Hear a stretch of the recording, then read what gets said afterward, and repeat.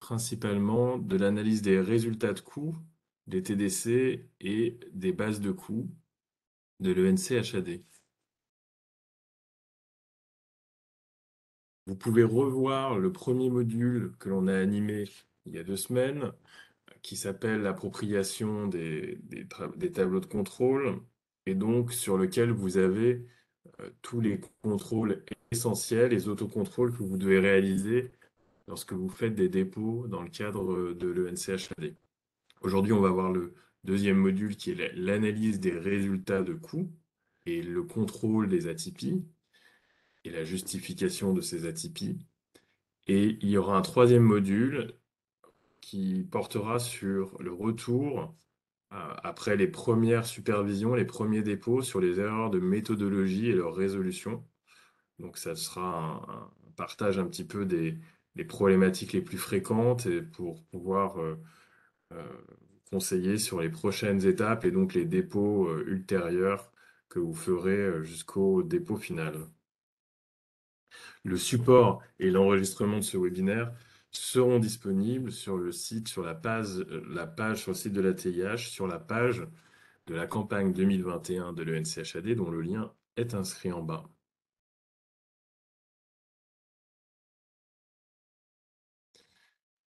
Donc, nous avons vu les premiers tableaux de contrôle. Aujourd'hui, nous allons voir les tableaux de contrôle de la rubrique 4, coût des séjours, synthèse, et également l'utilisation de l'outil Visual ENC pour analyser les séquences atypiques.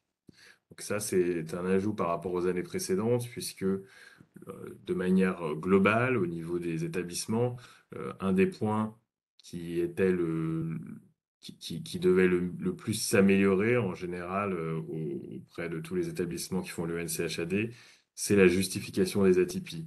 Et il est vrai qu'il y a beaucoup d'établissements qui n'utilisaient pas encore cet outil, et donc nous allons vous illustrer un petit peu l'utilisation de Visual ENC qui est très simple et qui vous donne des listes de séquences atypiques pour aller beaucoup plus vite dans la justification et la compréhension des séquences atypiques. Alors si je reviens sur cette fameuse pyramide des tableaux de contrôle, euh, on commence par le bas et on remonte. Donc on a vu les éléments, les tableaux de contrôle sur la première étape de validation, hein. Donc c'est pour beaucoup, vous êtes sur ces étapes-là. Sur la rubrique 2, sur les données PMSI, hein, le contrôle des données PMSI et l'exhaustivité. Et ensuite la rubrique 3, qui vous permet de contrôler tout ce qui est le recueil au séjour et les coûts des sections. Donc aujourd'hui, on va voir cette rubrique 4, coût des séjours et synthèse, avec notamment tous les tableaux de contrôle 14. Donc lorsque vous êtes sur la plateforme ENCHAD, vous déroulez l'ensemble des tableaux de contrôle disponibles. Lorsque vous allez dérouler la rubrique 4, coût des séjours, vous allez voir apparaître ces différentes lignes. Donc il y a les tableaux de contrôle 14 coûts par GHPC, hein, donc il y a plusieurs sous-tableaux que l'on va voir ensemble, qui sont également dans le fichier global Excel, hein, qui regroupe l'ensemble des tableaux de contrôle. Puis ensuite, vous avez des documents individuels qu'il faut télécharger en plus de- du, du fichier Excel qui regroupe l'ensemble des tableaux de contrôle. Donc notamment document 6, c'est les GHPC observés par SA. Donc on va voir ces différents tableaux. Le document 7, l'analyse des GHPC par coût journalier et durée. Le doc 8, l'analyse des SA intervenants en atypie. Donc celui-là, le doc 8 et 9 sont particulièrement importants parce que, comme vous le savez, si vous avez déjà fait des campagnes ENCHAD, il y a chacune des lignes de ces documents 8 et 9 doivent faire l'objet d'un commentaire de la part de l'établissement et donc d'une justification de cette atypie pour valider qu'il s'agit bien d'une atypie et non pas d'une erreur d'imputation par exemple. Et ensuite, les superviseurs de Qualitis ont pour mission de, de commenter également chacune de ces lignes pour donner leur opinion sur la qualité de la justification euh, et sur la réalité de cette atypie par rapport aux éléments que vous aurez fournis. Donc ça, c'est vraiment un point important, parce que l'objectif, c'est d'éviter de laisser des GHPC en atypie avec par exemple des coûts extrêmes, soit extrêmement hauts, soit extrêmement bas, qui viendraient éventuellement et au final polluer la base de coûts nationale euh, constituée des établissements, des données de coûts intégrées des établissements de l'échantillon de NCHAD. Donc ça c'est vraiment l'objectif, sachant que chaque année, les établissements détectent des atypies qui sont des erreurs et que donc ensuite on procède à leur correction. Euh, donc c'est pas une étape qui est, elle peut paraître parfois un petit peu fastidieuse parce que chaque année vous avez peut-être des atypies qui reviennent, mais malgré tout, elle donne quand même des résultats puisque on a constaté par le passé un certain nombre d'erreurs qu'on a pu éviter et qu'on a pu corriger grâce à ces analyses. Ensuite, on a le document 10, le coût décomposé par GHPC, et le document 11, qui est une version plus détaillée du document 10. Donc voilà ce qu'on va regarder aujourd'hui. La rubrique 5, c'est ce fameux fichier Excel qui regroupe l'ensemble des tableaux de contrôle en format Excel, hein.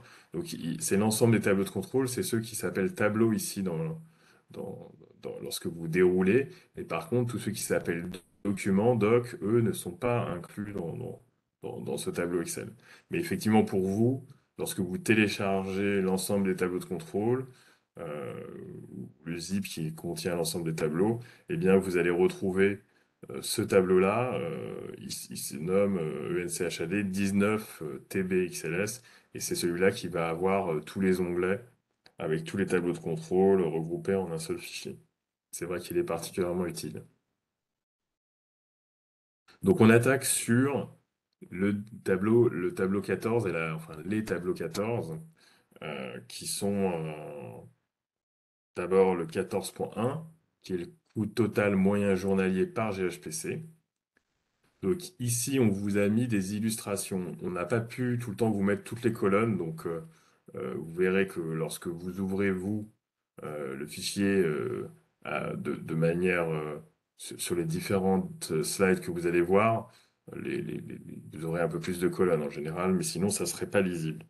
Donc ici, l'idée, c'est d'avoir de manière euh, euh, les, les- de manière décroissante en termes de nombre de journées, donc du GHPC le plus fréquent au moins fréquent, donc le tableau continu il est assez long, de repérer, d'avoir les différents GHPC, et pour ces GHPC, d'avoir l'évolution du coût moyen entre l'année N et N-1. Donc ça, c'est ce que vous allez voir ici sur ces colonnes, l'année N et N-1 et l'évolution de ce coût. Donc ici, bon, sur cet exemple, elle est minime, donc c'est pas ça qui nous interpelle.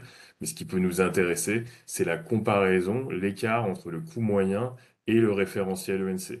Donc là, ici, les écarts sont pas très importants, mais en tout cas, c'est cette colonne-là qu'il s'agit de regarder pour repérer des atypies importantes et s'assurer que ce sont, en tout cas, d'apporter des justifications sur ces atypies.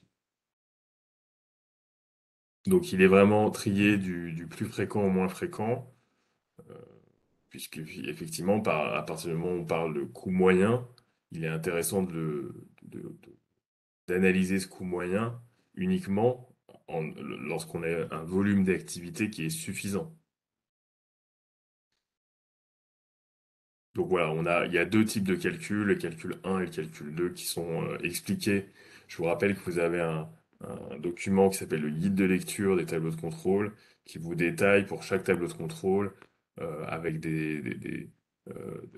un certain nombre de détails, la méthodologie. Donc effectivement, là, vous avez le coût moyen et la moyenne des coûts journaliers des séjours. C'est deux façons un petit peu différentes de calculer le coût moyen. Sur le tableau 14.2, on a la durée moyenne des séquences par GHPC. Donc, c'est sur cette analyse-là que l'on peut regarder l'évolution de la durée moyenne des séquences et qu'on peut aussi également voir la durée moyenne des séquences de l'échantillon à GHPC identique. Donc, bien évidemment, pour avoir une durée moyenne de séquence, on ne prend que les séquences entières sur l'année considérée.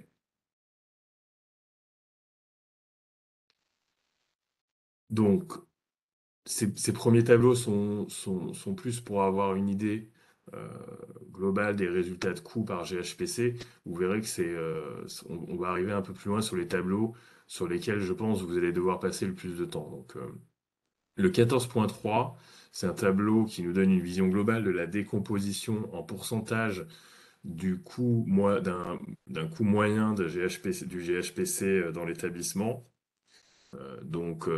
réparti par section. Donc ici, par exemple, sur cette première colonne, on voit que le coût moyen d'un GHPC 2021 pour l'établissement, il se répartit à 23% pour les intervenants, 21% le transport des intervenants, 25% les charges au domicile, etc. Et jusqu'à arriver à 100%. Donc la première chose, c'est qu'on peut voir l'évolution de ces sections, de ces grandes sections entre n et n-1. Donc ça, c'est un premier élément qui peut être intéressant et dont on aura besoin de votre interprétation, de vos explications, si l'on constate des évolutions assez importantes, puisque là, comme on est vraiment sur une vision assez macro des sections, si on a une très grosse évolution de pourcentage de points entre n et n-1, on aura besoin de comprendre pour quelles raisons cette évolution a eu lieu. Et puis, ici, vous avez aussi le, le pourcentage moyen par GHPC de l'échantillon. Donc ça vous permet de vous positionner, de comprendre de quel, euh, un petit peu comment vos sections, quelle est la répartition de votre coût d'un GHPC par rapport à l'échantillon, à la moyenne de l'échantillon. Donc c'est vrai que les grands éléments qui souvent posent question, ce sont notamment la section donc de coordination, un BCMSS, qui effectivement est assez... on constate en général qu'il y a un effet d'échelle, plus l'établissement est grand, plus le pourcentage finalement de cette section BCMSS baisse. Il y a une certaine économie d'échelle. Donc ça peut arriver dans un certain nombre d'établissements. Et puis il y a aussi au sein de BCMSS des établissements qui ont finalement assez peu de ressources, par exemple euh, d'assistantes sociales ou de psychologues, et de par leur activité, et qui finalement euh, vont, vont, vont avoir par conséquent une section BCMSS qui va être bien moindre que celle de l'échantillon. Donc il y a des éléments comme ça que vous allez pouvoir expliquer pour euh, comprendre votre structure de coût moyen par rapport à celle de l'échantillon. Donc, si vous avez des questions, je vous rappelle, vous pouvez les poser dans Q et R qui permet de poser vos questions par écrit.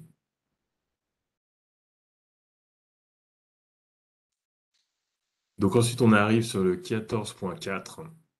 Donc le 14.4a, c'est l'analyse des coûts des GHPC par MPP. Donc là, ici, on est sur, on va dire, une segmentation des GHPC qui est très macro, hein, puisqu'on prend le mode de prise en charge principal et qu'on va voir pour chacun de ces modes de prise en charge principaux, le coût moyen, euh, le coût minimum, le coût maximum des GHPC au sein de ce MPP et l'écart type du coût moyen pour l'établissement. Donc ça vous donne euh, le coût moyen, c'est un premier élément, mais en général, il est assez rarement atypique, hein, surtout sur un gros volume de journée. Ce qui va nous intéresser, c'est notamment minimum et maximum, parce que si il y a eu des erreurs d'imputation ou des erreurs, notamment dans les fichiers ARAMIS sur les coûts au séjour, eh bien là, vous pouvez avoir dans certains cas un coût maximum, peut-être mettons à 10 000 euros la journée. Et là, vous allez vous dire, bah, effectivement, il faut que je creuse, parce que il y a probablement une explication euh, ou une erreur qu'il va falloir trouver si on a un coût extrêmement élevé et inversement si on a un coût minimum, journalier minimum extrêmement bas. Donc ça peut vous donner des éléments pour repérer des atypies. Donc là, on est par MPP et sur le 14.4b, cette fois, on a un niveau de détail supplémentaire puisque pour chacun des MPP, on ajoute les MPA, les différents MPA. Donc on est par MPP et MPA. Et donc là, on a un petit peu plus de finesse Donc en principe, on devrait avoir des, euh, un peu plus d'homogénéité, je dirais, entre les GHPC, euh, donc avec un certain nombre d'éléments, de coûts moyens qui nous permettent de coûts minimum et de coûts maximum, qui nous permettent de juger d'éventuelles atypies au sein de ces MPP, MPA.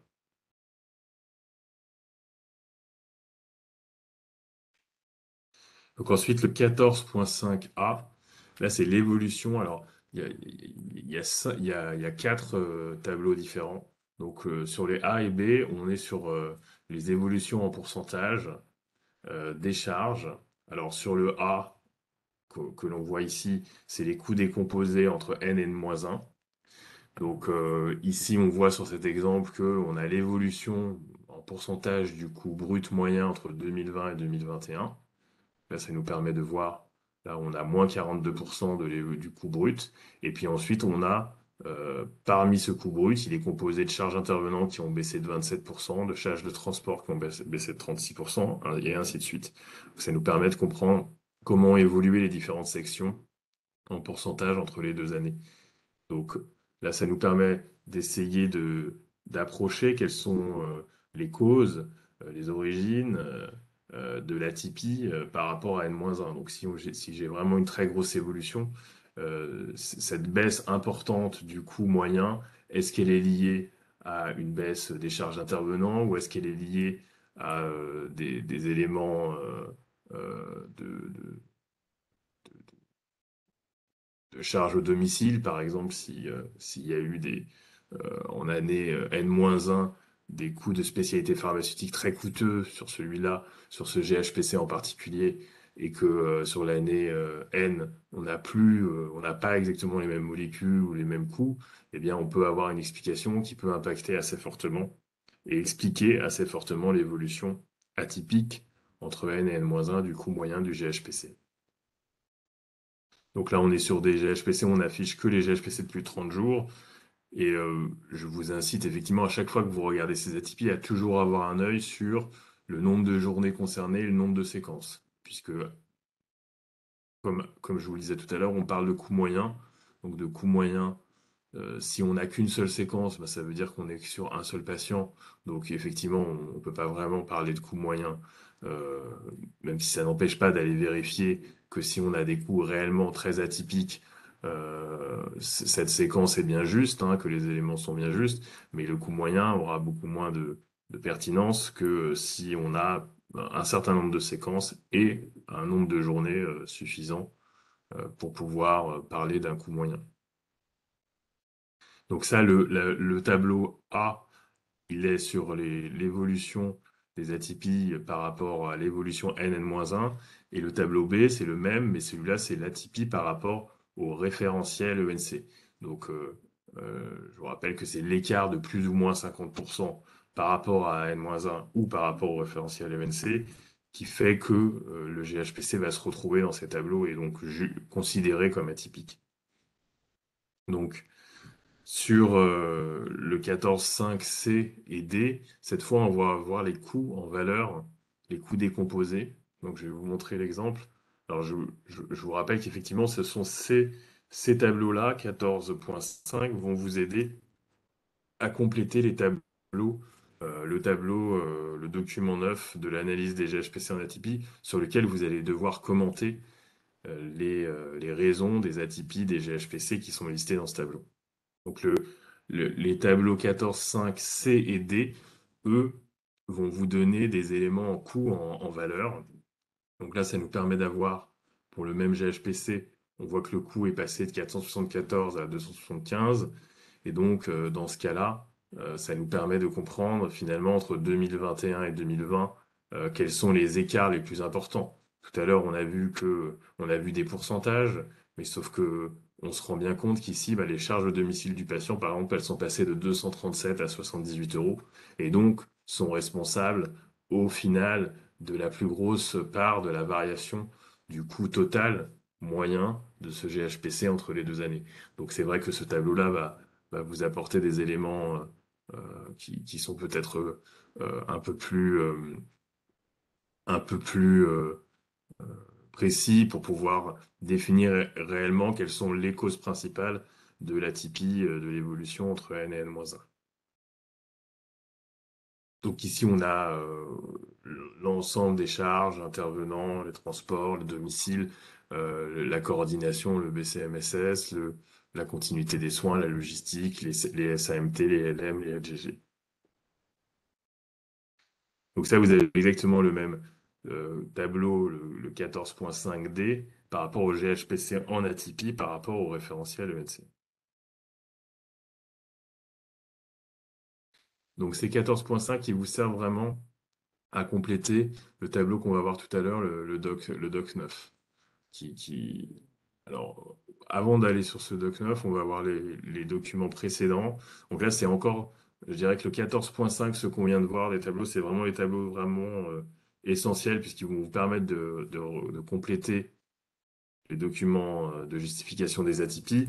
Là, sur ces documents qu'on va voir, notamment celui-là, le Doc 6, on est un peu plus sur des documents que vous allez peut-être pas utiliser systématiquement, mais peut-être lorsque vous analysez précisément un GHPC, vous allez peut-être utiliser ce Doc 6, ou alors vous allez peut-être utiliser, comme on le verra après, Visual ENC pour remonter directement au séjour et aller voir dans votre système d'information, et puis après dans les différents fichiers de Aramis que vous avez constitués, s'il y a des atypies ou non.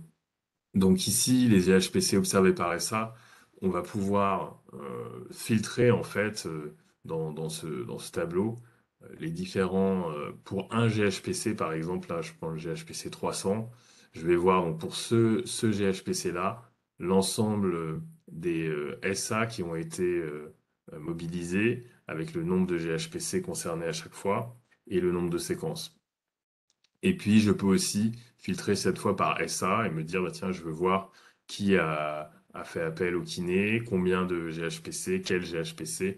Et donc, je peux comprendre un petit peu le parcours et les mobilisations des sections par GHPC. Le doc7, c'est l'analyse des GHPC par coût journalier et durée.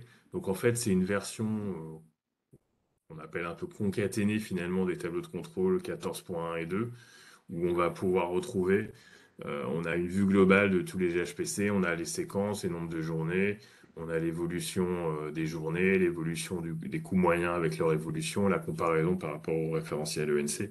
Donc là, ça nous donne quand même un fichier avec l'ensemble des informations sur les GHPC de façon relativement synthétique puisqu'on est sur le coût total moyen, on n'a pas le détail par section. Donc ensuite, on en arrive sur les deux documents de justification des atypies. Donc ça, ce sont vraiment ces deux documents essentiels, puisqu'en fait, euh, c'est ces documents qui vont, sur lesquels vous allez devoir, ligne à ligne, donner des justifications, je dirais, solides. Ça peut pas être des justifications où on donne la même justification pour l'ensemble des lignes.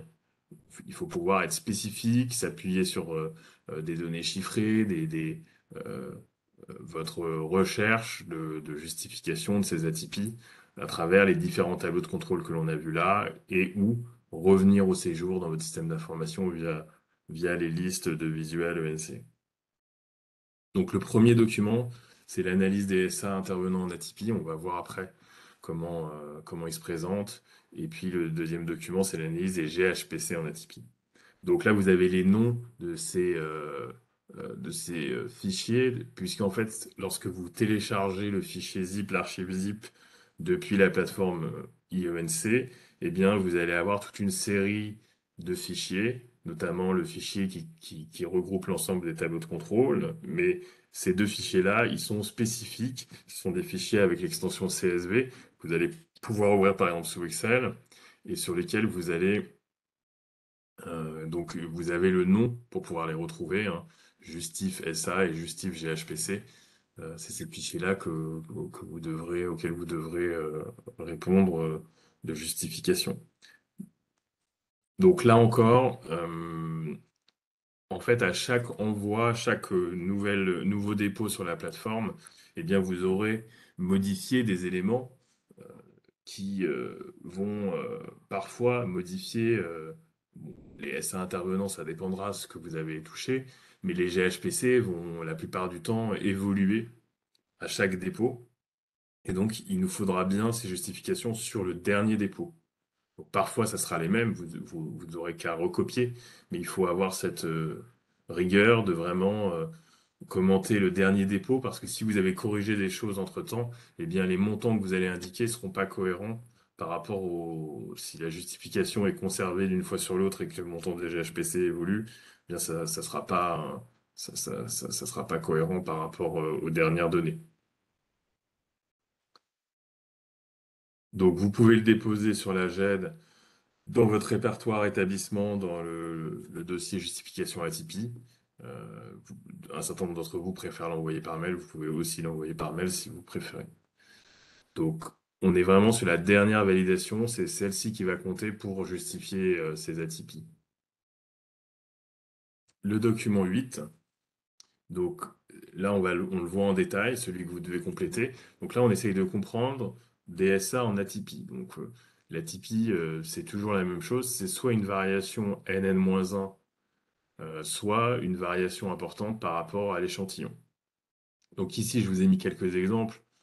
Ce sont des éléments, par exemple, on a les aides-soignants intérimaires, la variation du coût horaire par rapport à la référence ENC. Là, on a un coût à 128 euros par heure, ce qui est un petit peu coûteux pour des aides-soignants intérimaires. Et on voit que ici, par rapport au coût de l'échantillon, on est à 128%. Pardon, c'est 128, c'est 128, c'est la valeur en atypie. C'est le pourcentage de variation par rapport à l'échantillon. Et le coût, c'est 75 euros, comparé à 33 euros du coût de l'échantillon. Donc là, la Tipeee, elle est ce pourcentage de 128 d'écart par rapport à l'échantillon. Sur la deuxième ligne, c'est un écart NN-1, on est à 40 euros au lieu de 20 euros par passage pour l'infirmier intérimaire, et donc ici on a un écart qui est important, qui est en atypie entre N et N-1. Et puis après, on peut avoir d'autres atypies qui sont des atypies de coûts par section, hein. Donc là, on est sur la section BCMSS de coordination personnelle autre. Et là, on a une variation par rapport au référentiel ENC qui est supérieur à 50%. Donc ça, on voit qu'on est à 100%, on est à 10 euros alors que l'échantillon est à 5. Donc ça, c'est un exemple assez fréquent, cette atypie, en fonction du type de personnel autre qui existe ou non au sein de votre organisation. Eh bien, on peut avoir effectivement, pour certains d'entre vous, une section personnel autre avec un coût très faible, qui est tout à fait justifié, donc que vous pourrez, ici dans la colonne commentaires d'établissement, expliquer en disant que dans votre organisation, vous n'avez pas ou très peu d'assistance sociale ou voilà, en tout cas de la typologie de personnel. Là, c'est pas assistante sociale parce que c'est personnel autre, mais que vous n'avez pas la typologie de personnel par rapport au reste des établissements moyens. Donc ici, vous allez, pour pouvoir justifier ces différents écarts, vous avez la colonne source qui vous donne le tableau de contrôle dans lequel cet écart apparaît. Donc la plupart du temps, comme vous avez travaillé sur les tableaux de contrôle que l'on a vus lors de notre précédente webconférence, eh bien vous aurez déjà vu ces atypies et vous aurez déjà creusé ces problématiques et donc vous aurez probablement déjà des réponses. Donc sur ce document d'atypie, en général, il n'y a pas trop de difficultés puisque vous aurez déjà répondu auprès du superviseur d'un certain nombre d'écarts et de justification de la raison de ces écarts. Donc dans la liste des atypies possibles pour ce document 8, vous avez les taux de suivi, hein, d'intervenants salariés mis à dispo suivi en minutes, ou bien les taux de suivi en montant, le coût horaire des intervenants suivis en minutes, s'il dépasse 100 euros hors médecin, le coût horaire de l'intervenant avec un suivi en minutes en fonction de son écart, la variation de coût horaire, la variation du coût par passage, qu'il soit suivi en minutes ou en montant, la variation des sections de BCMSS par rapport à N-1 ou par rapport au référentiel ENC, et la variation du coût de continuité des soins de la même façon par rapport à N-1 ou le référentiel ENC. Donc ça, pour certains d'entre vous, il y a très peu de lignes, pour d'autres, il y en a un peu plus. Mais bon, ces atypies, euh, c'est des éléments importants dans la compréhension et dans la validation de vos données de coût.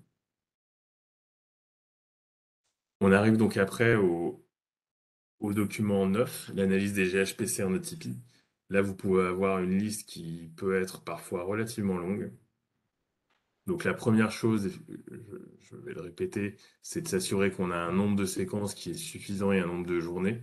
C'est vrai que quand vous avez qu'une ou deux séquences, il est probable que votre coût moyen puisse être peu pertinent et donc qu'il soit relativement rapidement en écart, soit avec N-1, soit au référentiel ENC. Ça n'empêche pas, si le montant en lui-même est extrêmement conséquent ou extrêmement faible, ça n'empêche pas d'aller quand même vérifier ce qu'il en est et de le justifier dans la colonne commentaire d'établissement. Donc ici, vous allez utiliser notamment les tableaux de contrôle 14.5 dont je vous ai parlé tout à l'heure pour comprendre, section par section, qu'est-ce qui est la cause de l'écart de l'atypie, soit par rapport à N-1, soit par rapport au référentiel ENC, ce qui vous permettra de dire, sur ce séjour-là, sur cette séquence-là, ce GHPC-là, l'écart moyen provient principalement, par exemple, des charges au domicile, et en particulier, là, si vous avez creusé, vous allez pouvoir dire que il y a quelques séquences avec des spécialités pharmaceutiques extrêmement coûteuses. Bon, ça, c'est des choses que vous allez pouvoir aussi juger en fonction des GHPC. Il y a des GHPC où, par exemple, lorsqu'on a traitement intraveineux, on sait que on peut avoir un certain nombre de séquences avec des coûts extrêmement élevés en spécialité pharmaceutique. Donc il y a des éléments comme ça qui peuvent nous guider, qui sont dans le GHPC, le mode de prise en charge principal, ou l'indice de Karnofsky aussi, qui peut révéler des séquences avec des patients particulièrement lourds et donc probablement des coûts qui peuvent monter assez rapidement. Donc vous pouvez utiliser les tableaux de contrôle 14.5 et les documents 6 et 7 pour analyser la décomposition de coûts des GHPC et les justifier. On va voir que vous pourrez aussi utiliser Visual ENC, qui est aussi une possibilité pour alimenter ces explications. Ensuite, vous avez le doc 10 et 11. Donc le doc 10 et 11, c'est une décomposition plus ou moins détaillée des coûts des GHPC. Là encore, c'est des fichiers dont vous avez le nom ici, décomp GHPC ou décomp détail GHPC. C'est des fichiers CSV qui sont dans l'archive zip que vous téléchargez lorsque vous avez commandé les tableaux de contrôle sur la plateforme ENC et que vous avez fait un nouveau dépôt. Donc ici, vous avez le détail des GHPC. Alors c'est plus ou moins c'est, ça vous donne, si vous prenez le détail décomposé ou décomposé détaillé, vous allez avoir beaucoup de colonnes, mais euh, voilà, ça vous permet de creuser. Vous pouvez commencer par le doc 10 sur les sections, sur l'évolution des sections, des coûts des sections.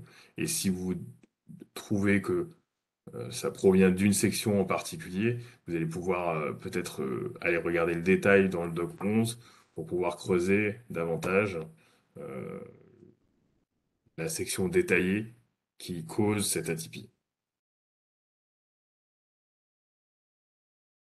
Alors, est-ce que sur cette partie-là de la rubrique 4, est-ce que vous avez des questions? N'hésitez pas si vous en avez à utiliser le QR. Donc, ces tableaux de contrôle, ils sont pas compliqués à comprendre. Euh, je pense par rapport à l'ensemble des tableaux de contrôle, ils sont assez concrets puisqu'on parle vraiment d'essayer de comprendre le coût final des GHPC qui est l'objectif hein, de l'ENCHAD, c'est d'obtenir des coûts par GHPC fiables.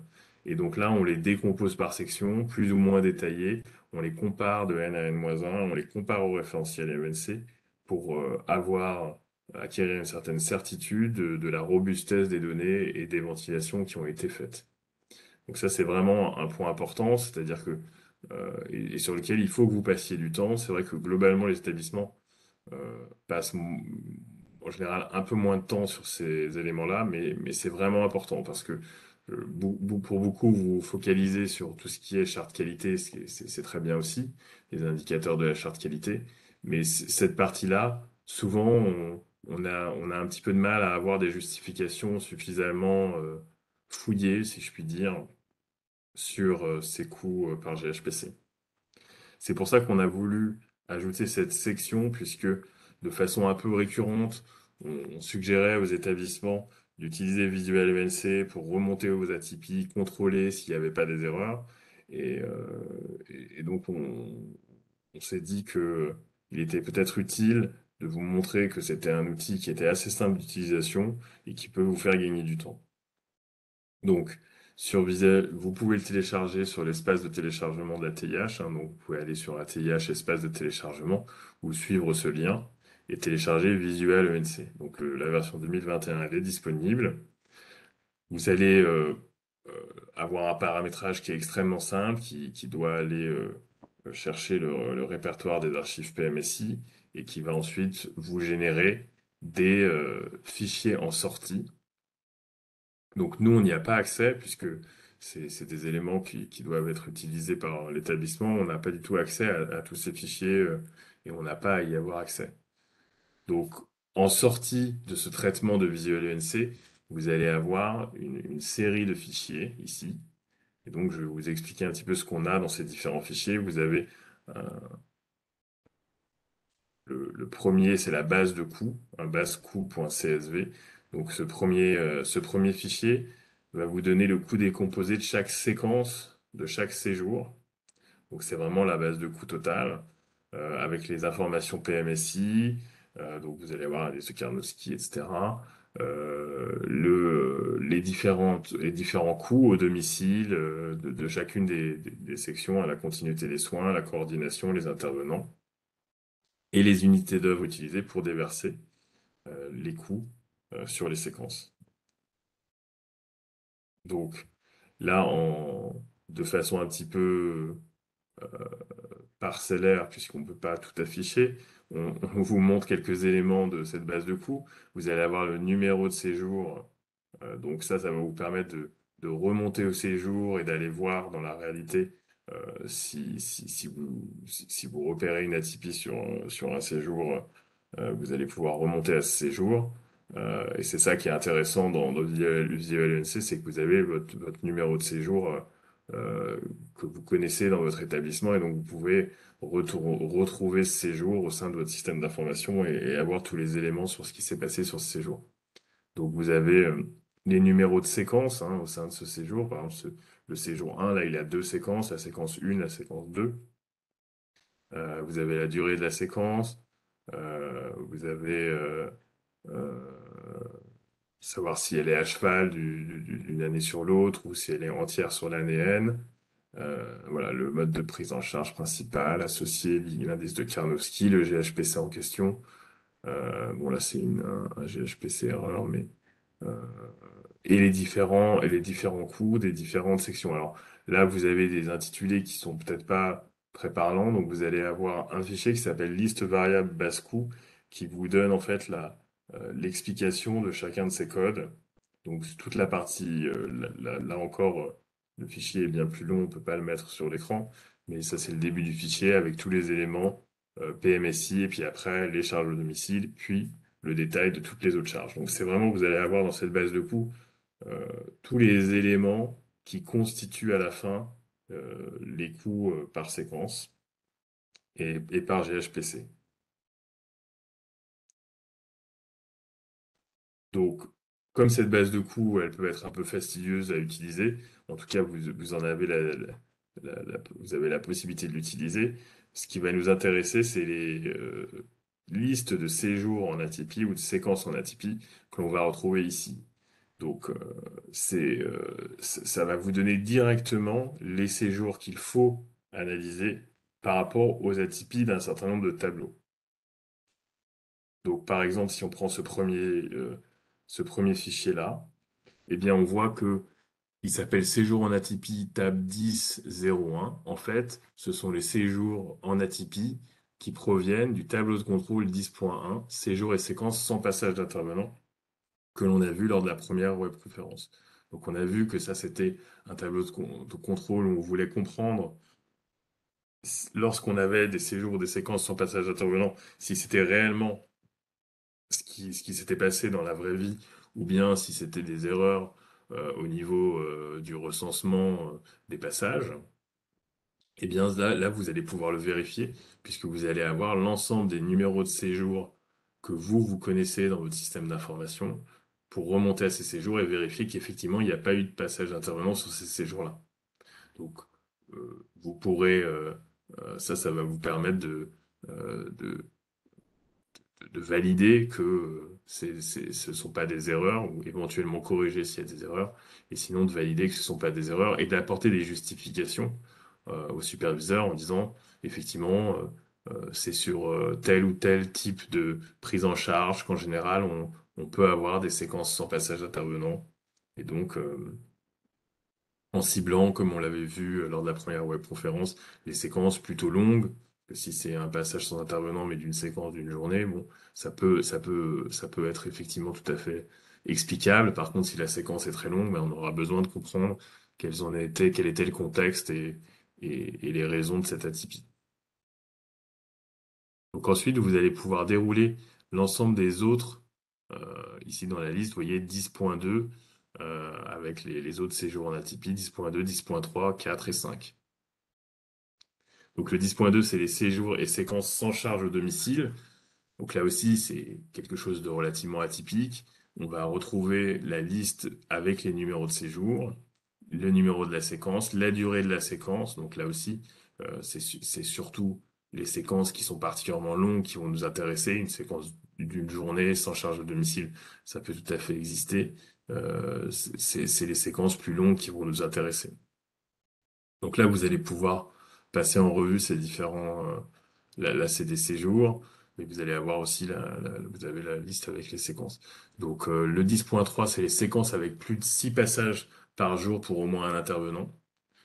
Donc ça, c'est tout des tableaux de contrôle qu'on a vus à la première webconférence et dont on a parlé, dont on a vu que ça pouvait être intéressant de justifier lorsque vous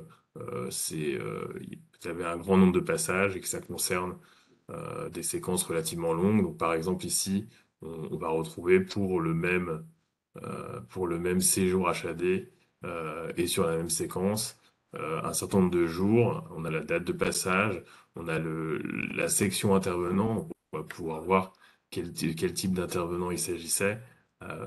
Et donc on va pouvoir comprendre pourquoi on a eu plus de 6 passages par jour sur ces séquences-là, sur ces journées-là. Le 10.4, c'est les séquences d'une durée de moins de 3 jours et les séquences d'une durée de plus de 100 jours. Donc là, c'est une atypie qui est quand même plus délicate, plus complexe, puisque là, on touche plus au séquençage et donc au codage PMSI, au fait de faire varier, hein, pour qu'une séquence, pour qu'on change de séquence, il faut qu'on fasse varier soit l'indice de Karnowski, soit le mode de prise en charge principal ou associé. Donc là, c'est vrai que c'est plus du ressort du DIM en général. L'idée, c'est plus de voir sur ce tableau de contrôle 10.4 si on a des très grosses évolutions d'une année sur l'autre, de pouvoir aller creuser, essayer de comprendre, est-ce qu'il y a une activité, est-ce qu'il y a une prise en charge qui a été, qui s'est développée ou qui s'est réduite et qui fait que on a une évolution importante de ces séquences avec des durées un petit peu extrêmes, inférieures à 3 jours, supérieures à 100 jours. Donc je dirais ça c'est peut-être un tableau d'un peu moins d'importance par rapport aux autres listes d'atypies qu'il faut contrôler. Le 10.5, c'est les journées d'hospitalisation avec plus de 6 heures de soins de personnel salarié. Donc là, on, on est un peu dans la même logique que le plus de 6 passages par jour, hein, c'est d'essayer de comprendre si sur ces séjours HAD, et à ces dates précises, si le nombre d'heures intervenant suivant minutes est bien le bon et qu'on n'a pas eu des erreurs de saisie, des erreurs dans le recueil qui font que on on a eu on a une donnée erronée. Donc, en tout cas, de valider que cette donnée est bien le reflet de la réalité. Donc là, vous pouvez remonter à ces séjours, à ces journées pour voir si le recueil est effectivement cohérent. Voilà ce que l'on pouvait voir sur Visual ENC. Est-ce qu'il y a des questions sur la partie Visual ENC?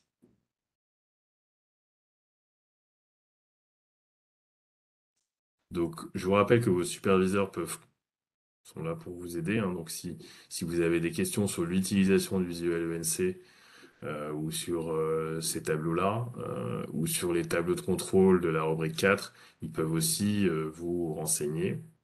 Et puis, cette webconférence est enregistrée, vous pouvez aussi la relancer si vous avez besoin de revoir certains points.